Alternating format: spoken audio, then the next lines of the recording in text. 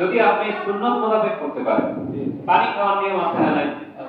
দেখেন আমাদের নবীজি যা যা বলছে সবই এই হাদিসের মধ্যে আছে এবং এই কথাগুলো বিজ্ঞান গবেষণা করে দেখছে যে এগুলো সম্পূর্ণ সত্যি কথা। আলহামদুলিল্লাহ। আমরা দাঁড়িয়ে অনেকে পানি পান করি। নবীজি বলছে বসে পানি পান করতে। বিজ্ঞান গবেষণা করে দেখলেন দাঁড়িয়ে পানি পান করলে অনেক সময় আমাদের প্রেসার আপ ডাউন করে গলায় থেকে যেতে পারে এবং হার্ট অ্যাটাকের মতো ঘটনা ঘটতে পারে।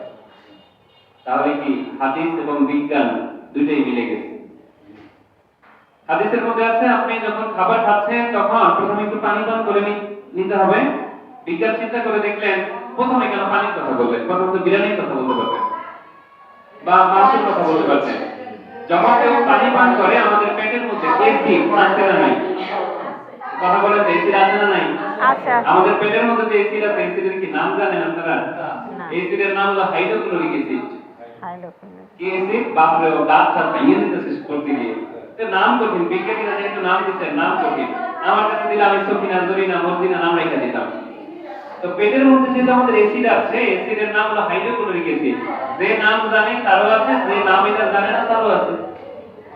এই অ্যাসিড কম বেশি হয়ে গেলে তখন আমাদের পেটের খাবার হজম হইতে পারে না এবং অ্যাসিড যদি ঘন থাকে কারো পাতলা থাকে তখনও খাবারের হজম সমস্যা হয়। তাহলে অ্যাসিড আমাদের পেটে দরকার আছে না নাই? এত তীব্র অ্যাসিড, এই অ্যাসিড যদি বাইরে বের করে আপনার চামড়ার উপর রাখা যেত চামড়া আপনার ছিলে যেত, অথচ পেট ফুটা হয়ে অ্যাসিড বের হয়ে যাচ্ছে না। তাহলে পেটের আবরণটা আল্লাহ তাআলা ওইভাবে তৈরি করে দিয়েছেন। কি আশ্চর্য সৃষ্টি আল্লাহ তাআলার! আলহামদুলিল্লাহ। তো নবীজি বললেন আপনি প্রথমে পানি পান করলেন, পানি পান করলে অ্যাসিডের একটা ভারসাম্যতা রক্ষা হয়। এবার আপনি খাওয়া শুরু করলেন। খাওয়ার পরে আপনি খেতে খেতে গলা পর্যন্ত উঠাবেন।